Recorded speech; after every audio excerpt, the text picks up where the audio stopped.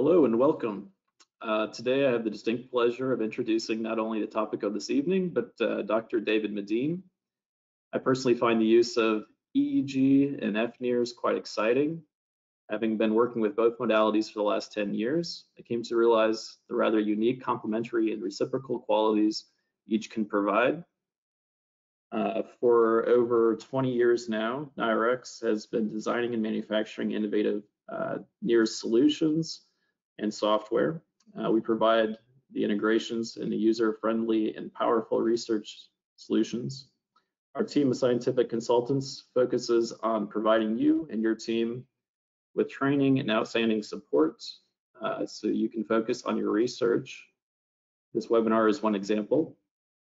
Our FNIR solutions are invented, designed, and manufactured in Berlin, Germany, and distributed by a network of excellent local distributors worldwide, supported by an international team of scientists in Europe and in North America.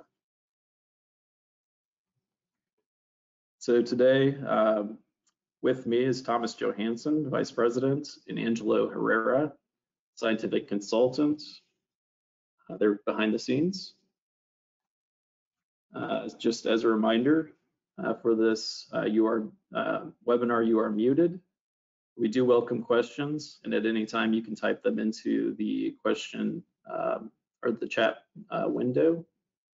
Content will be available on our website in the upcoming days, found at NIRx.net webinars. And you can always shoot us an email as well at consulting@nirx.net.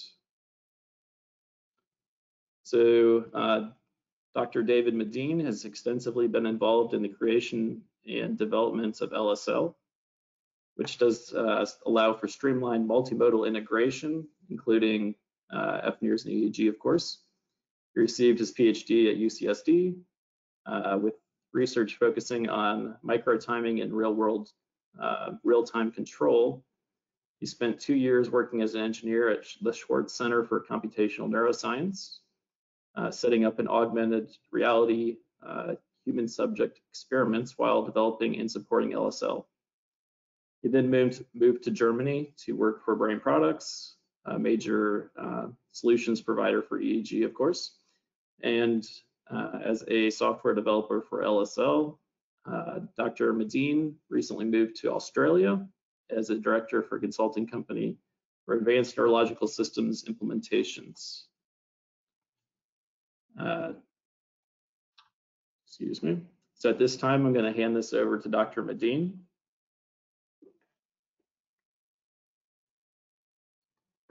For that.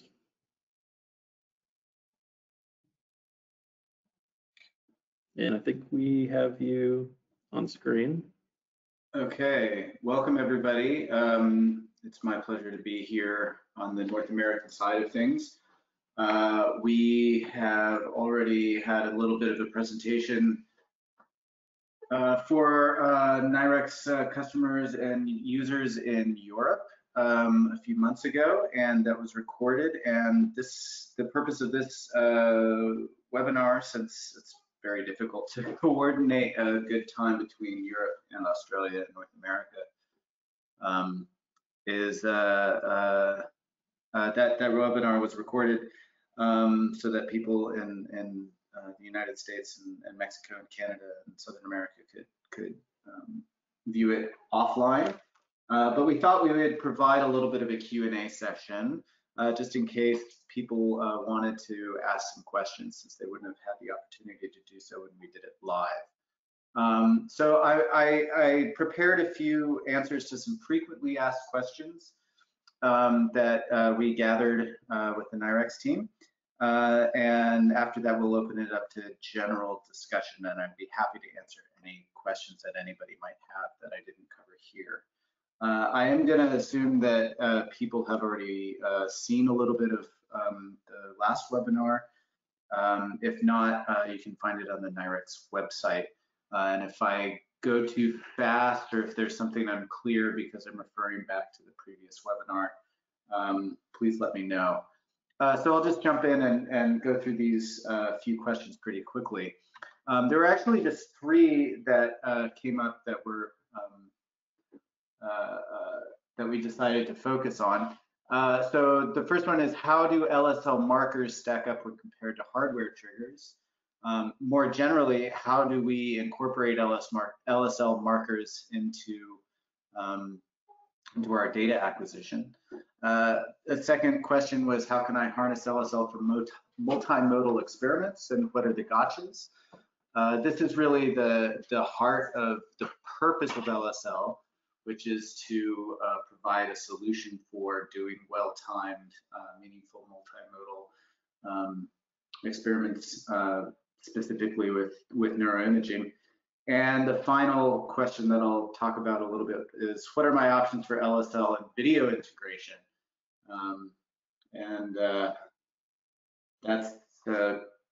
That's a frequently asked question that I've had throughout the years. I've been working with LSL for about 6 years, 7 years now, and this is something people are always interested in.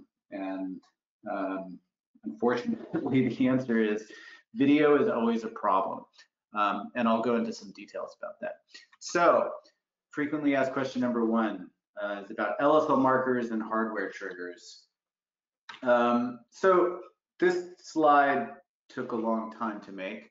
I made a little experiment in preparation for this webinar where I ran some code to send simultaneously or nearly simultaneously triggers out of my parallel port and also LSL markers. And what I wanted to do was I wanted to measure the difference in time between those triggers.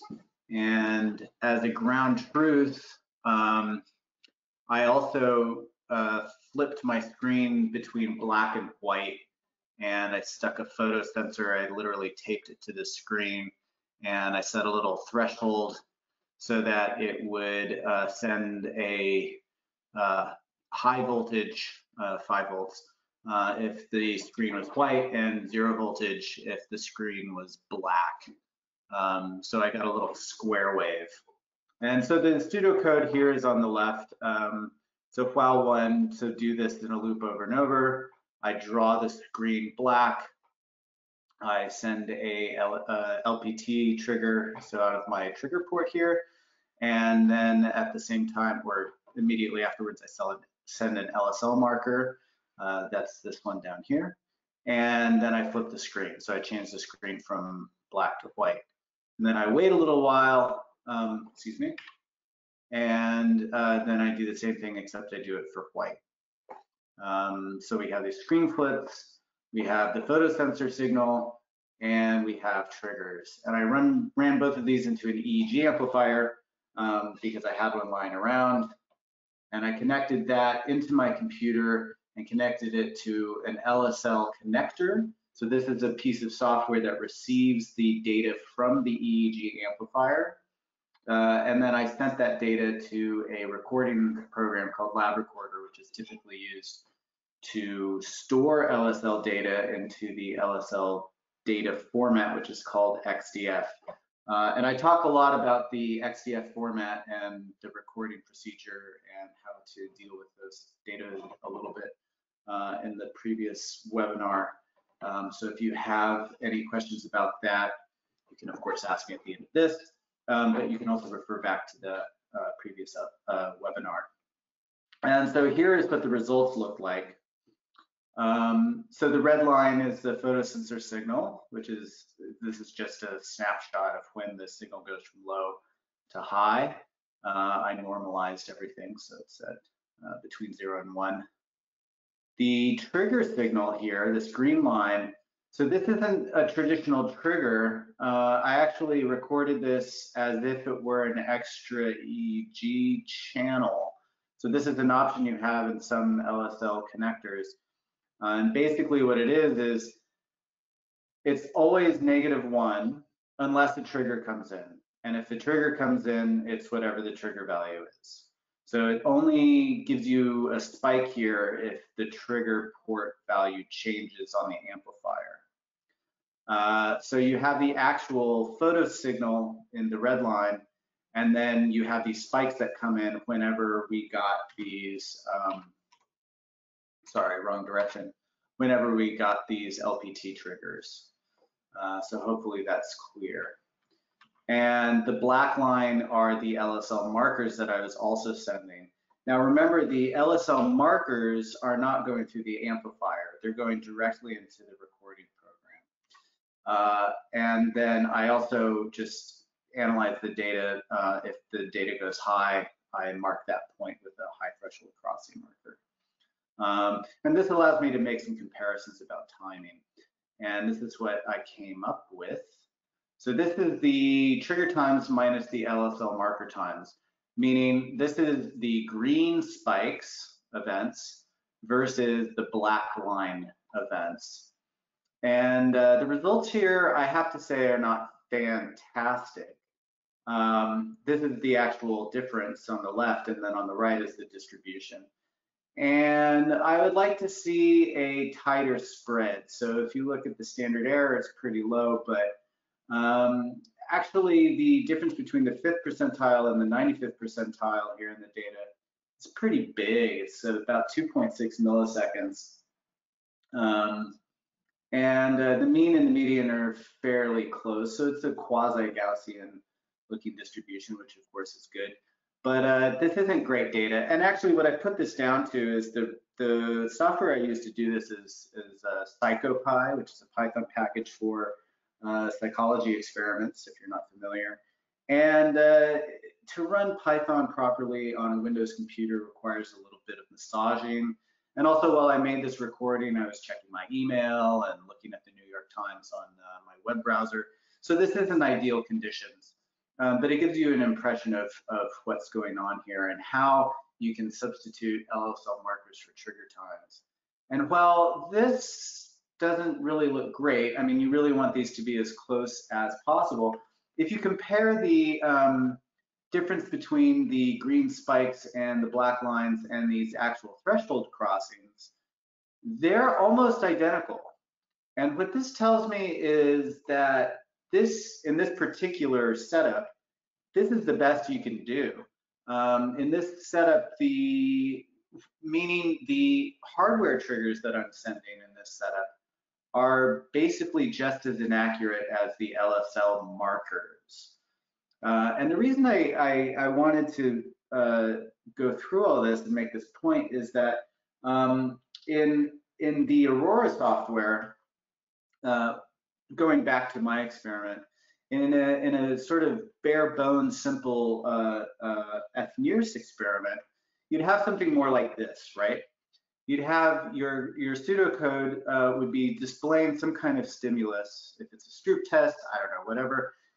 You want to send an LSL marker whenever you display the stimulus that you're interested in epoching around in your NIRx signals.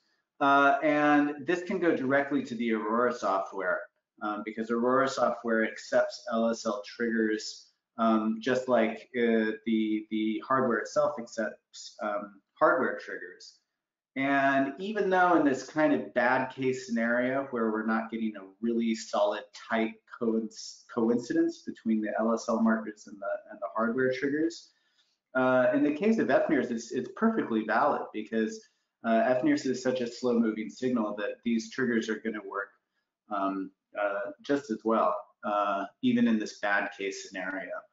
And not to undersell LSL, you can do much better and get much more precise markers. And people have shown that, and I can show you some data that validates that assumption. So that's a kind of really quick, lots of information about LSL markers and timing and how they compare to hardware triggers.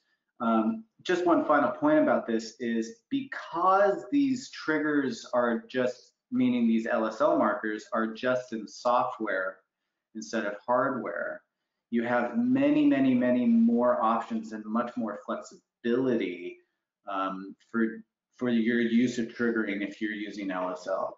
Now, this isn't always appropriate. This isn't always what you want. And sometimes timing is super, super important. And that's why I provided myself with, sorry, I'm shuffling through my slides willy-nilly. This is why I provided myself with these black and white markers that kind of allow me to have this ground truth here, which I see with my red line. Sometimes you just need the ground truth. It depends on what you're doing.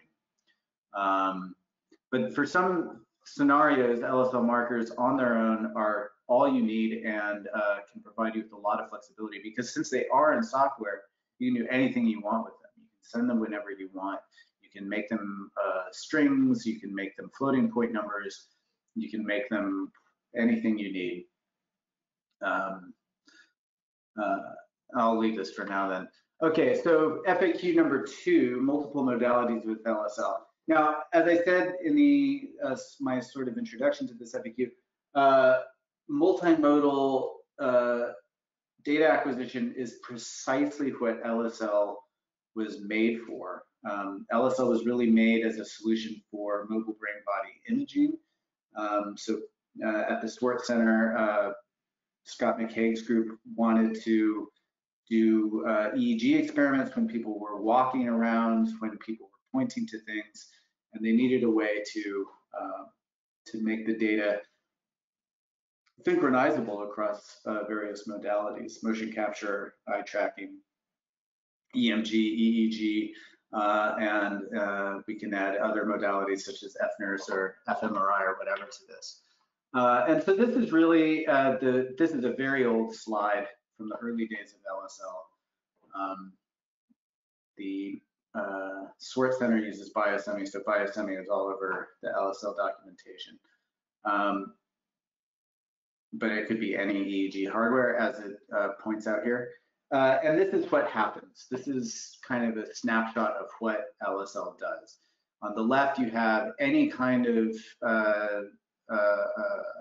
devices, presentations, markers that you want, and they all go into this lovely cloud of LSL magic, and then they spit out the other end, and you can look at them in real-time viewers, you can record them, you can do online processing. So if you are interested in multimodal data acquisition and synchronizing between various data streams, LSL is a really good option because it's extremely flexible, and many, many devices are supported. This is an important link here, the HTTPS left streaming layer, read the docs.io. This has a lot of really great information, lots of details about how LSL works, where to go for support, and it also has a handy list of supported devices. And chances are, if you have a research grade device for the commonly used modalities like eye tracking or EMG, obviously EEG, FNIRs, motion capture, this device is probably supported by LSL one way or another. Many apps or many devices are supported by these open source apps that we built very early on because we wanted LSL to get adopted by lots of different users. So we, Christian Koth and I, wrote a bunch of little tiny apps that just take the data from your device and spit it out as an LSL signal. And since then, many manufacturers, including NIRx, obviously, have been good enough to provide native LSL support, which is really good. This is what we wanted hardware manufacturers to start doing.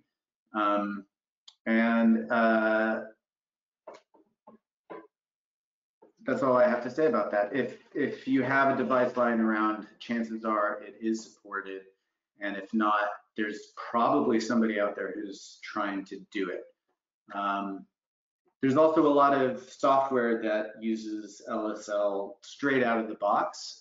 Presentation and ePrime notably have LSL integration. Site Toolbox, which is a popular presentation toolkit for MATLAB, uses LSL, as does PsychoPy. In these toolboxes, they, quote unquote, integrate or utilize LSL simply by the virtue of LSL is completely exposed in the MATLAB and Python programming languages. So any function that's available to LSL is available to any MATLAB or Python programmer developer. So you can incorporate LSL into your scripts very, very seamlessly. There's also a LSL for Unity package out there. Unity is very popular for, it's a 3D gaming engine, but it's used a lot for virtual reality presentation, and VR, I've noticed, has become a popular paradigm for doing psychology experiments, because it's such a versatile tool for getting people to see and hear and think certain things. Just a quick note about synchronization in LSL. I keep mentioning synchronization. This is a slide from the other presentation, but I wanted to include it in this one as well because it is so important. So what's going on here, this is just randomly simulated data. The red line is obviously a sinusoid, and the blue line is just random data. And my idea here was to show how you can synchronize two different data streams, and so I made them distinct. I made one red and one blue, one a sinusoid and one random data. And then the black line is the LSL marker, and this is what we want to epoch around. And so we call that time 0, and then maybe we're interested in this region or whatever to analyze. But if we take a close-up of this, this is the same exact data. This is just very focused around time 0. I just wanted to point out that these data points, these samples in the sinusoid, they don't line up exactly with any samples in the random data, although these samples are all evenly spaced in time, and these samples are all evenly spaced in time. They're not commensurate with one another, and neither of them line up exactly with the marker. So although this point, which we can interpolate between these 2 points on the red line, and this point, which we can interpolate the value of between these 2 points on the blue line, are in fact synchronous in time, the data points, the digitally sampled data points, are not commensurate with each other. So they're on their own grids, but those grids don't line up. But if we were to interpolate between points in the grid, then we can say that those points line up in time. So this is something a little bit unique about how LSL synchronizes data. A lot of different systems try to put things on the same grid, resample everything to the same time base, at least making things commensurate with each other, if not, in fact, having the same sampling rate. LSL doesn't do this. This does make things a little bit more complicated, but it also, again, makes things a little bit more flexible. And for more details, again, I refer you to one of the pages in the Read the Docs. And in fact, this page shows data from, I'll just grab it really quickly. This actually goes to this page, which is another experiment that somebody did much more carefully, very similar to the one I showed before. And I just wanted to show that in this particular experiment, the spread was much tighter. This is using better hardware and software than what I did really quickly and leaving it alone.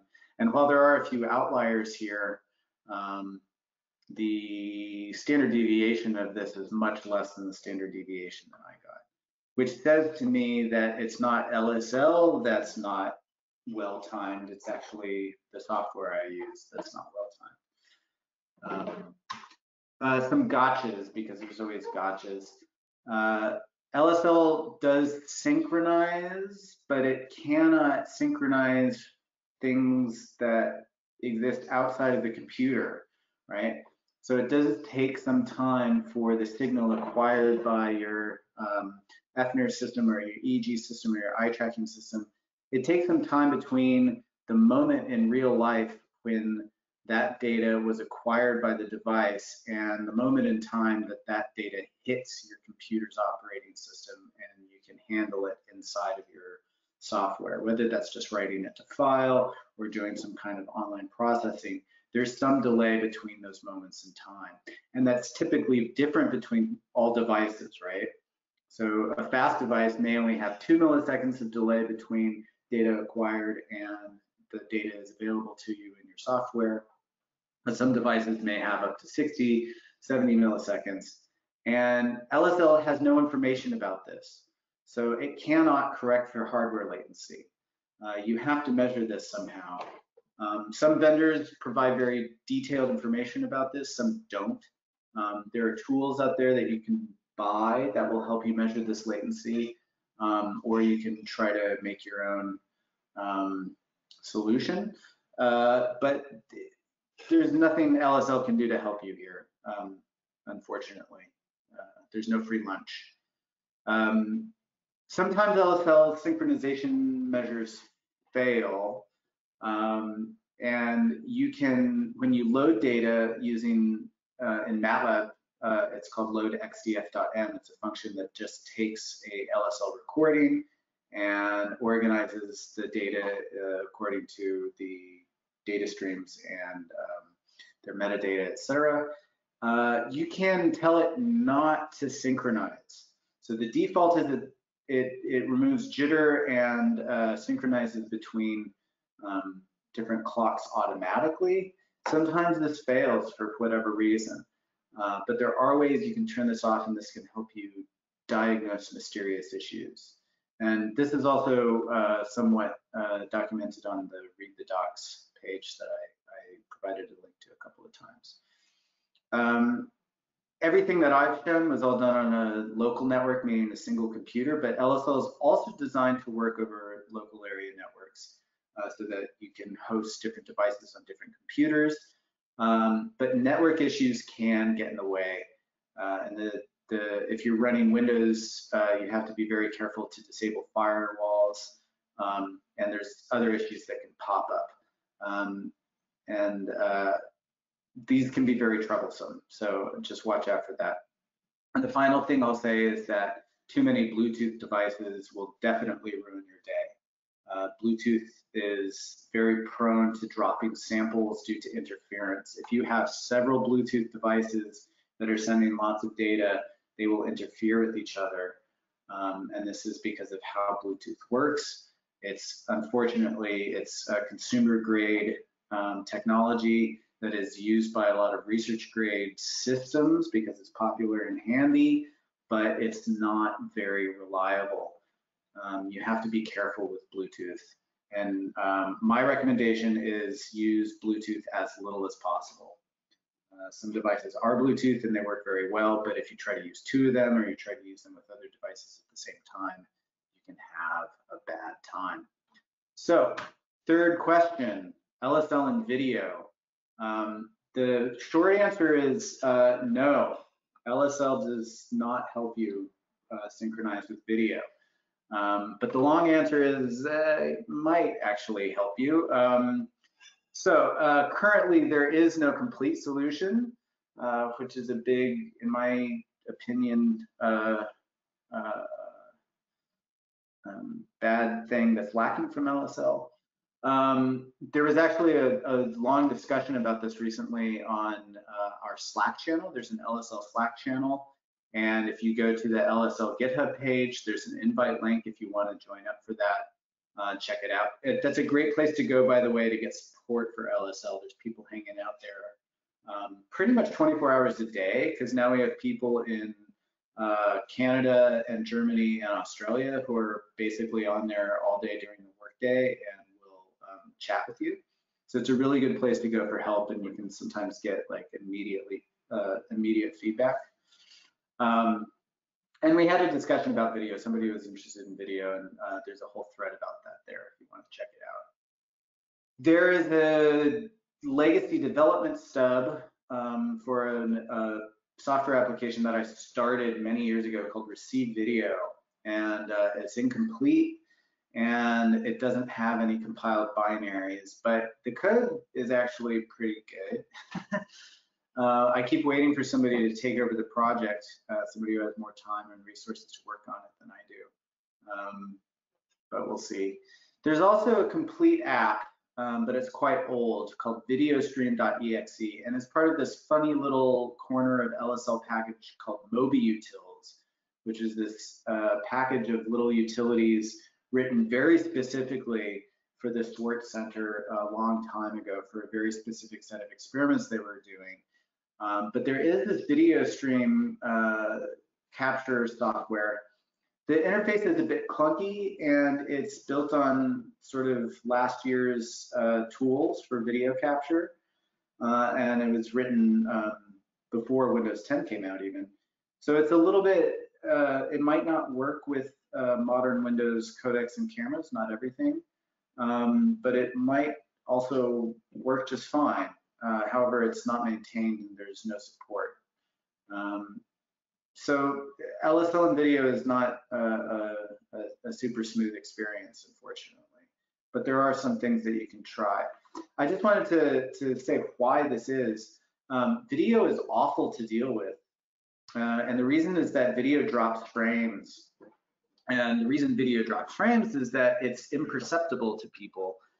If you have 30, even 30 frames per second, and you drop one every 10 seconds, your eyes will not experience any problems. You will not experience, if you drop it in an audio sample, for example, you will hear a click. If you drop a video sample, you don't see anything.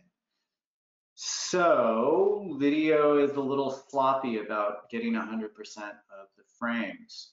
And sometimes the cameras will drop frames. Sometimes when the operating system receives pictures from the camera, it will just throw one away because it's busy, you know, doing something else. And sometimes when the system is actually writing the buffer of video frames that it did acknowledge as received from the camera, it just won't write one of them to file. And when this happens, you'll have a video file, if you do it for a long time, that is, that's actually shorter than the amount of time that you think you recorded for. And this causes all kinds of problems that you have to be very clever about dealing with. And this is why there isn't a complete solution. Webcams are even worse, low quality devices, because they'll actually change sampling rates. And this is kind of a game stopper for synchronization. LSL can't handle that. And then also just a sort of practical thing, some media layers, notably Qt, do not support video capture on Windows because Windows is really hard to work with in terms of video. And this just makes developing a pain. And just to show you how bad things can get, this is a really old slide from somebody who was having trouble with that, that video stream app that I mentioned. And the blue line here is the timestamps of the synchronized, so the time-corrected LSL data, or excuse me, the uncorrected, because in this case, the webcam was actually oscillating between 60 and 30 frames per second randomly. So the red line is the corrected timestamps, and this is what you want to see from timestamps. You want to see evenly spaced samples that are growing monotonically over time, right? But these are the actual timestamps, the blue line. And it doesn't look that bad, but if you subtract them from one another, you get this zigzag shape. And the scale here, I'm sorry, this is, like I said, this is an old slide. I couldn't find the data for this. These are seconds on the left-hand side here. So you have between 150 and over 100 seconds that the video, the true video pictures that you see in your video file are off from the timestamps that LSL is reporting. So that's like 3.5 or 2.5 minutes that you might be off by. So video is a terrible thing, and really the only way you can get video right is to spend a lot of money on a really expensive camera. And well, the only way you can be sure to get it right is to spend a lot of money or spend a lot of time and a lot of engineering to get it working exactly right. And unfortunately, I don't have a better answer for that. And those are my 3 questions that I wanted to talk about. I've gone way over time, and so I'm sorry, but now I guess we should turn things over to general questions. I'd be happy to answer any questions that anybody has about LSL or related things. Absolutely. So anybody that wishes to ask a question, feel free to use the chat box and we can add that to our list. There are a couple questions as of right now. The first of which is, I would like to do wireless multimodal imaging, such as EEG, eye tracking, and FNIRs. Can I or should I use LSL for wireless trigger synchronization? And are there any concerns or considerations to be aware of? I would say that the thing to look out for there is Bluetooth devices. So with NIRx, you don't need to worry because they use Wi-Fi. But if your EEG headset is Bluetooth based, I would be careful not to combine it with another Bluetooth device. If you're sending just markers, like low amounts of information over Bluetooth, you're probably fine. But EEG information is a lot of information. You know, you have maybe 32, even 64 channels, 500 hertz or something like this. That's about the limit of how much data you can reliably send over Bluetooth. So if you add anything on top of that, you might run into some problems with drop samples. Yeah, I would just be careful about Bluetooth. Okay, thank you for that. Moving on, I guess, to the next question. So a colleague has told me that you should always use hardline triggers for any neuroimaging experiments. How would you respond to this? Are there any circumstances where wireless LSL triggers would be appropriate? And I heard you mention that there may be some additional flexibility with LSL.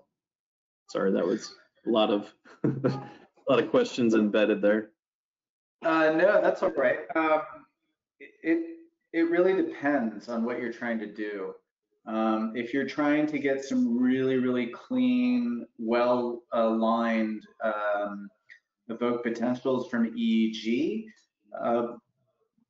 you might struggle to get really clean results just using LSL triggering because there is some jitter and that will blur the results.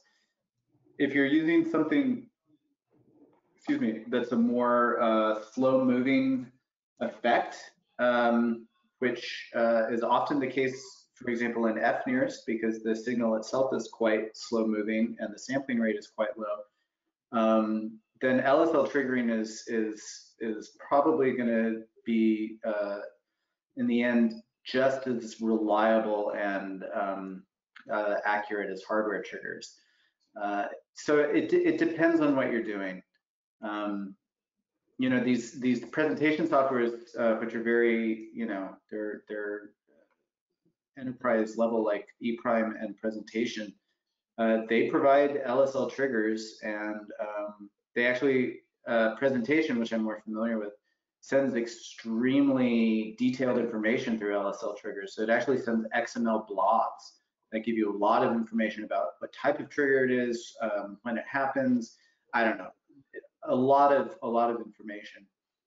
And people do psychology experiments with these, and they epoch even EEG evoke potential surround them.